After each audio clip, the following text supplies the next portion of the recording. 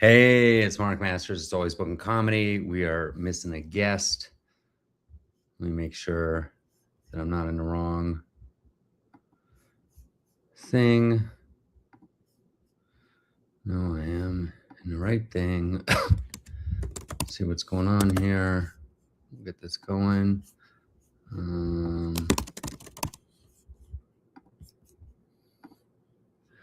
Okay. Hopefully he will show up eventually. We'll see.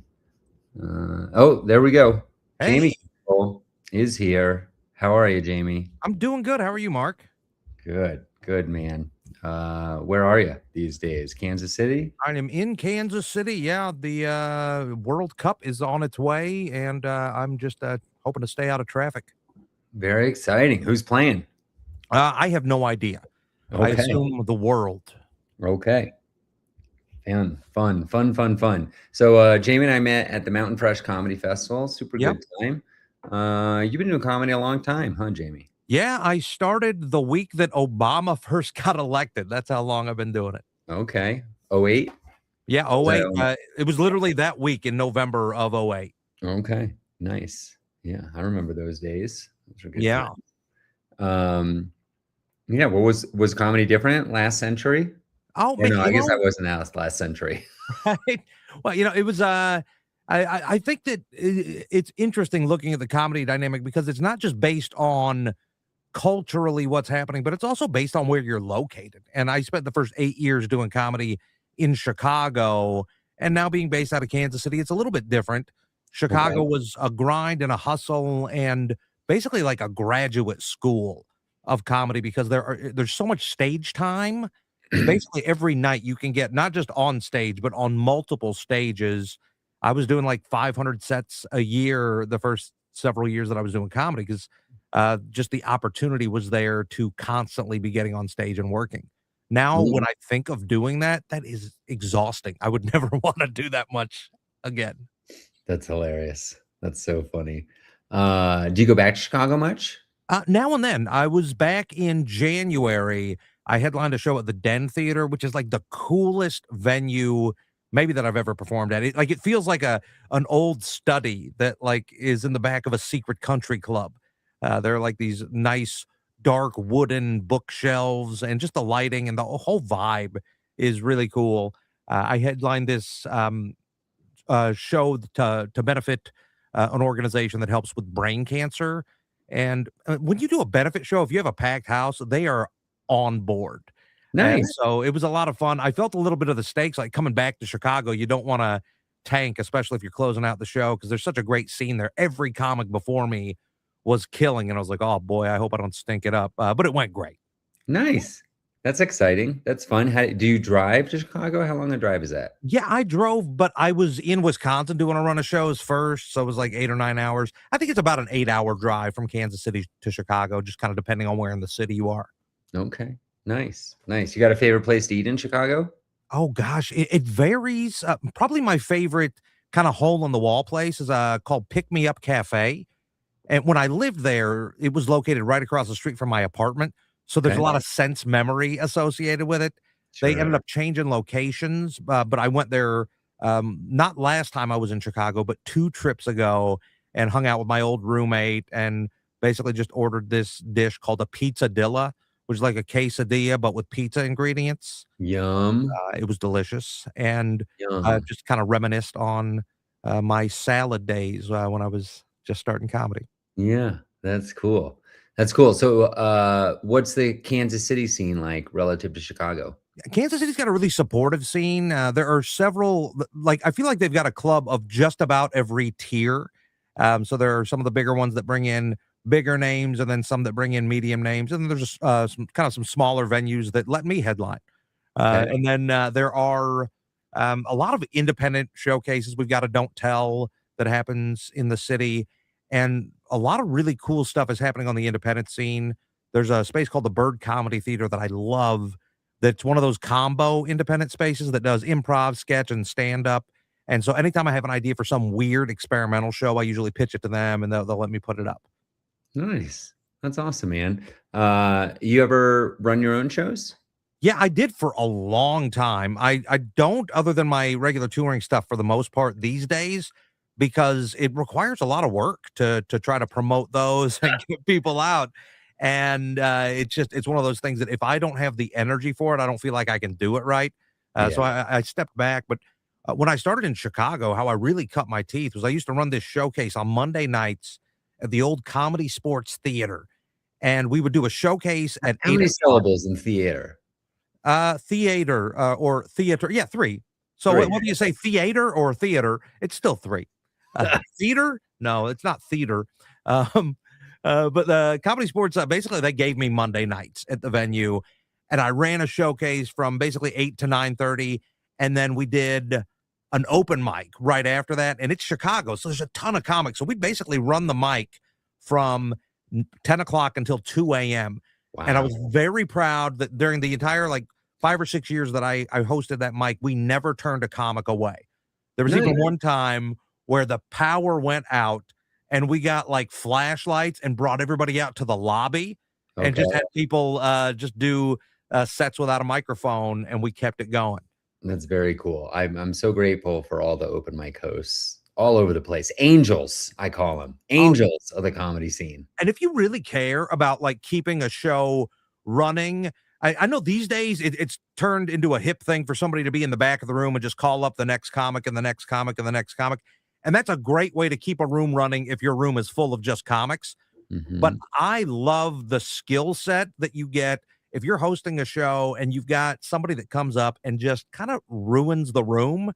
The exercise of, as a host, going back up and trying to get the room back and setting the table fresh for that next comic, I think it's a skill set that comedy is losing because we're Okay. not we're not seeing it as much. I think people they're running shows for comics rather than running shows for the audience sometimes.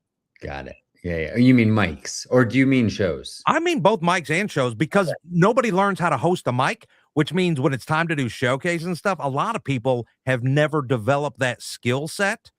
And so when it comes time to host a showcase, I see hosts go up, do their time, and they don't care if the type of material that they're doing is edgy and makes the room uncomfortable early on. Yeah. They just do their time, bring up the next comic, and there's no sense of setting the table, serving the room as a whole. I feel like that's becoming a lost art.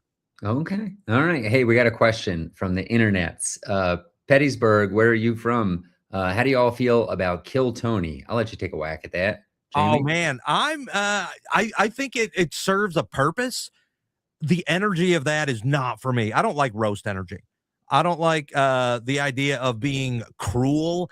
And I get that it's there. I'm not good at it. Number one, like, I got into comedy because I wanted some validation for myself and I wanted my thoughts to be heard. And the idea of getting up in front of another comic and giving them the power to just be cruel to me, I'm not interested in that because I'm not going to have fun. Sure. I do comedy because I love the fun of connecting with a room and creating laughter. So I don't want to give some other comic the power to just be a jerk to me. That Yeah. being said, I've watched some roast battles where I'm just rolling and howling on the floor with laughter. So it's a skill set that I'm impressed with.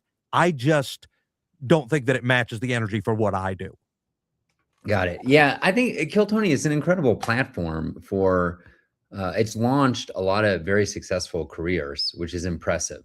And Yeah. obviously, they're on Netflix. They sell out Madison Square Garden. It's a big business at this point. So from that Oh, yeah. perspective, pretty impressive. Not my favorite brand of comedy. But just a quick personal story. I'm out of the Denver scene, and there was a comic in Colorado Springs, Jason Alexander. He rebranded as JJ Alexander, moved to Austin, Texas, went to Kill Tony for like a year plus, and did his minute. Finally got pulled, did his minute, got a golden ticket, had a great interview, solved a Rubik's Cube, and who knows where he's going to go from here, but it's pretty exciting that a local kid is making some moves. We've I had will some. say that any platform that has an opportunity to elevate comics, I think that's a great thing. I think just, like, know what you're getting into if you're going into it, and if you If it's something that you can't handle, if it doesn't go well, then maybe it's not for you. Like, I know personally, if I go up and it doesn't go well, I'm gonna spend the next week just down on myself. Oh, Uh, geez, of course. A lot of and, pressure, but it's only a minute, Jamie. I mean, you would annihilate for a I don't minute. know. I don't know. You know what the thing is? Like, I feel like when I have to do a super short set, I absolutely suck. And I Huh, probably don't. I'm probably fine, but yeah. I never feel like I always feel like my strongest stuff. I need the first 10 to 15 minutes to get into it because it's you got to like me a little bit before you're ready for it. Sure. But at the same time, the stuff early on, while it's fine, I feel like it doesn't hit as hard as the stuff that I really feel like showcases what I can do. Yeah, I mean, you gotta curate your set, right? You gotta Yeah. find 3, maybe 4, 15 to 20-second jokes that are really strong, find a way to weave them together out of an hour of Oh yeah. material, and then, just go up there and you're gonna 6 of the people before you, they get pulled, it's their first time ever on stage. So you're Right. at least gonna have confidence and be delivering, professionally. Yeah, Uh, you know what? I will say this for Kill Tony is they gave this really great platform to a comic that I know that got ALS. He okay. was mostly a sketch performer, an improviser and a sketch comedy guy. He was one of the Second City's resident performers and was a really impactful guy on the Chicago scene. And then he got ALS and started deteriorating, but he decided to boldly kind of make fun of his own condition and kind of take control of that. And he crushed on Kill Tony. His name was Michael Lehrer. He has passed away since, but it kind of gave him kind of some moments of glory during the end part of his life, which I think is awesome. Yeah, that's pretty neat. Let's talk about film a little bit. You do a lot Sure. of movie stuff, which I don't know a lot about, and I think a lot of comics are interested in it. How did Yeah. you get started in that? And just I don't even know the questions to ask, so let's just Okay. talk about Yeah. it a little bit. Absolutely. So in almost every community, there's some sort of an independent film scene. People are making their own stuff.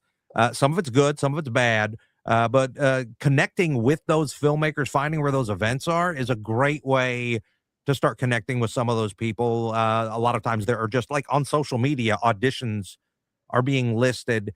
And acting is one of those things, kind of like stand up. There's not one way to do it. There are all these schools of thought, and people are like, how do I get started? Honestly, I would say start finding some auditions. And if you find an audition, a lot of times they're giving you sides, which are basically just a shorter version of a scene from a script. And Okay. you learn those lines and you go in and you just play pretend like you're that character. And a lot of times the scene will kind of tell you how they want you to act it out, and just go in and try. And just like at an open mic, you may not be great at first, but the more you do it, the better you're going to get. And so just jump in and get started is what I would recommend. I started doing kind of some independent film stuff when I lived in Chicago. I did have an acting background. That actually my degree is in theater.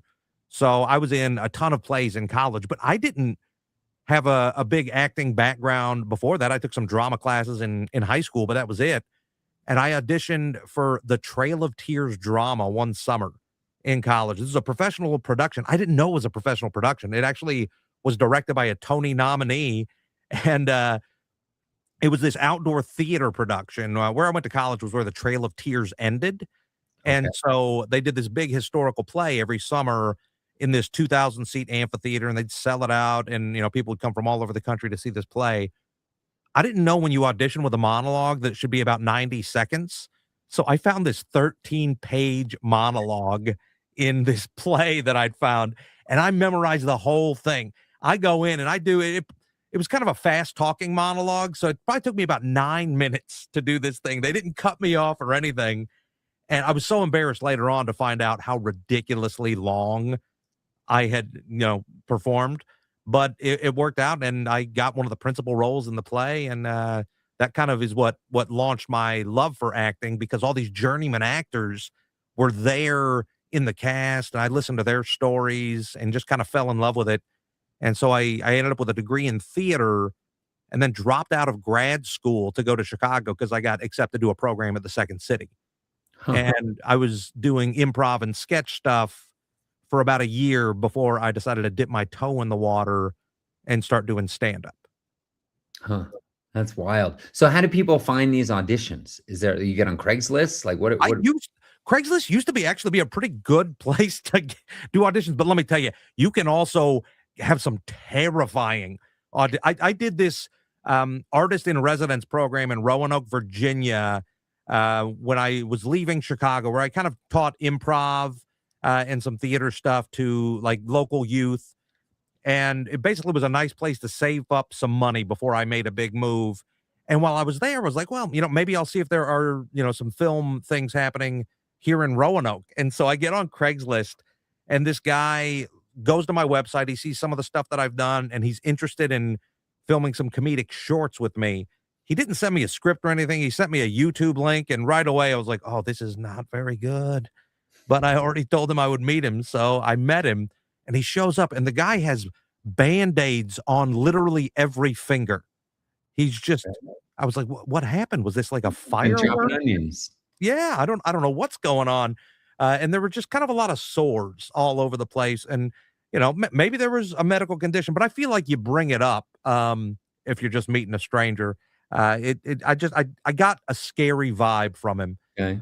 And so I suddenly became unavailable. Okay. Um, So, but what's a more reputable place to find Yeah, auditions? so there are, some websites out there like, actorsaccess.com, castingnetworks.com, and some of them have, like, a local branch, Okay. and you can kind of set your region. They allow you to upload if you do have a headshot or a resume, you can, upload all your experience there, but they'll also have listings, and a lot of times you can apply for a listing, and they'll send you something. These days, there are a lot less in-person auditions. Most of the auditions that you're gonna do are, what are called self-tapes, Okay. and so you get your phone, you try to have kind of a neutral background that is kind of a solid color, try to get some decent lighting so it can really show your face, and you just kind of read the lines that they send you, and then if they like you, a lot of times, then they'll bring you in person, and you'll meet the casting director and, have an in-person audition. Sometimes the casting director is the director/writer, and there's no budget, but, there's some incredible stuff that's being done with very little budget these days. Nice. All right, one more cinema question, and then we're going back into stand-up with a Yeah. question from the Carolinas. All right. Uh, Tell us about the most exciting project you've been a part of. Oh, I'm trying to think if we wanna talk about this movie or we wanna talk about a commercial. I'll talk about the commercial real quick just because Okay. at the moment, I was so pumped up to get it. I did this Super Bowl commercial with Kristen Chenoweth, Okay. Kristen Chenoweth, she's got a Tony, she's got an Emmy, she was, one of the original stars of Wicked, she's been in so many movies and TV shows, and, it was for 988, the suicide hotline, basically, and I play this guy who is, clinical basically, he's depressed, and so, Kristen Chenoweth is the voice of my inner depression. And Okay. so, like, basically, she wakes me up in the middle of the night. I can't sleep, and she's giving me thoughts about, how the day went, things that I'm sad about. Another time, I'm in the shower, and she pops up behind me and makes a joke about how I'm balding. And then I walk into like the dining room where my family is, and she's around like on my back, like a monkey, literally on my back, whispering things in my ear. And I had to give her a piggyback ride. So for like 5 hours that day, the director, usually they say right before you do a take, they'll say camera rolling, sound speed, and action. But we had an extra action involved in that. So it was camera, sound speed, and then he would say, giddy up. And then she would leap onto my back, and then he would say action, and I'd walk in. And she's such a big star, and you never know what it's gonna be like when you have somebody famous on set. Sometimes they're like, "Don't look at me." They don't wanna talk. I once did a show with Jodie Sweetin of Full House, and literally in between takes, she and the other person in the scene would have full conversations while I'm sitting next to them and just totally ignored me. Mhm. But Kristen Chenoweth, like, would bring me over to the monitor and be like, "Oh, look at that. You're doing great, Jamie." And she'd ask me questions about my life and really made me feel like a colleague rather than somebody lower than her. And that was a really cool experience because she didn't have to do that. That's awesome, man. Congratulations. What year was that Super Bowl ad run in? Do you Oh gosh, remember? I don't Who played? remember off the top of my head. Do you know who played? Uh, who? No, well, it was the Chiefs that year, I believe, That's because pretty neat. So a yeah, lot of people from your market saw you in the yeah, Super Bowl. That's pretty cool. yeah, that was pretty cool. I was getting when it aired, as soon as it aired, I was just getting all these texts and messages from people that had seen it. And yeah, it was a special moment for sure. And it's still one of those things. It ended up winning an Emmy. Um Wow. like one of the marketing Emmys. And that was Cool. pretty cool. Yeah. Very cool. All right. So we got a question from the Carolinas here. To our esteemed thespian, if you wanted to, could you make a living just working the Midwest? Asking because as somebody who lived in KC for 5 years, you have so many cities nearby to work. I've been a full-time comic for about a decade. There was a brief time where I worked as a barista for just about 10 hours a week just to make a little extra money. But other than that, I've been pretty much a full-time comic. But the thing is, for me at least, you have to piece together that income in a bunch of different ways. So a lot of times I'm maybe teaching an improv class while I'm also doing corporate videos. Like I star in a bunch of corporate training videos where like I play the guy that sexually harasses somebody in the office and they bring that up to teach people not to sexually harass people. I sometimes will coach an improv group or do some theater directing, and then I get some film work. I do a little bit of screenwriting where now and then I might get hired to punch something up. And so it's a million, it feels like it's a million different streams of income that I'm kind of finding, but they're all associated with my creative work. Uh, however, make a comfortable living, that's a real challenge. However, I'm lucky enough to have a wife that has what I call a real job, I guess, that has me on her insurance, which thank goodness I had cancer last year and it would have cost us so much. I'm cancer free now, thank goodness. But that whole process, I would have been in a lot of trouble. As a matter of fact, if I wasn't married to my wife and on her insurance, I don't think I would have even found out I had cancer until I was dead Yeah. because I just wouldn't Wow. have, I didn't have the ability to go in and get checked out. Yikes. Okay. And do you want to speak at all about the kind of hub and spoke of Kansas City and all the markets you can get to? Oh gosh, yeah. I mean, for me, I mean, I was just in Sioux Falls the other night, and you look at a map, and that seems so far north, but it was just about a 5 hour drive to go there. There's so many areas. I mean, you've got your Oklahoma, Arkansas, even Texas isn't that far. You've got everything out there. I mean, as far as Ohio, that's still drivable. Chicago, anything up in like Wisconsin. And then when you start going out to, I mean, you've got Nebraska, Iowa, there are so many states. If you just pull up a map, you can start to see where everything kind of is. And it really is one of those things where you have to be a planner if you want it to be something that is more feasible, where you try to put a string of shows together. It's something that I'm still kind of learning because social media is such an important thing now, and I hate it.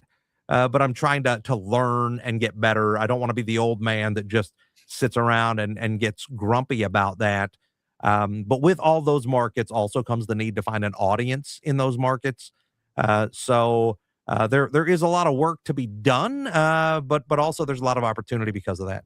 Nice. All right, we got one more question, and I'm going to start winding this down.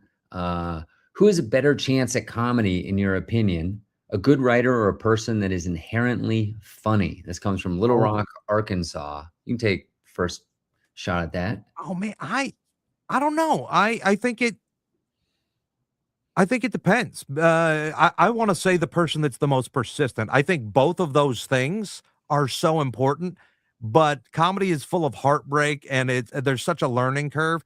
I think being somebody that is kind and like a good person to be around, somebody that has integrity, that's going to serve you so much in the long run.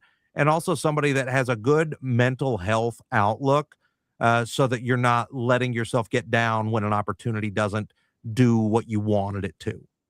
Interesting. Yeah, I was going to say comedy favors, you said persistence. I was going to say dedication. Yeah. And me, I've seen more examples of good writers make it farther than people who are inherently funny, because sometimes the inherently funny people have it too easy in the beginning. Yeah. It's a shame, really. And they don't have the dedication and they kind of give up at some point. That's Yeah. been my experience. I've seen a lot more. If I saw two people and I had to bet on them on Polymarket or whatever, Yeah. my money's on the good writer. Yeah, well, and I'll say this, if you're inherently funny, learn to be a good writer and you have double the amount of possibilities. If you're inherently funny, you can make yourself into a good writer then, because Sure. that's a gift that a lot of writers have to really work at. If you're a good writer that's not inherently funny though, you're going to figure out things because you're somebody that learns a craft. Yeah, exactly. All right. Well, we're gonna start winding this down, Jamie. You got any projects you want to talk about, or I don't know, any questions, any notes, any Oh, thoughts? I'm excited. I'm doing a new hour show that I'm hoping will be the next special that we're going to be recording this summer. It's just called Kinder Words.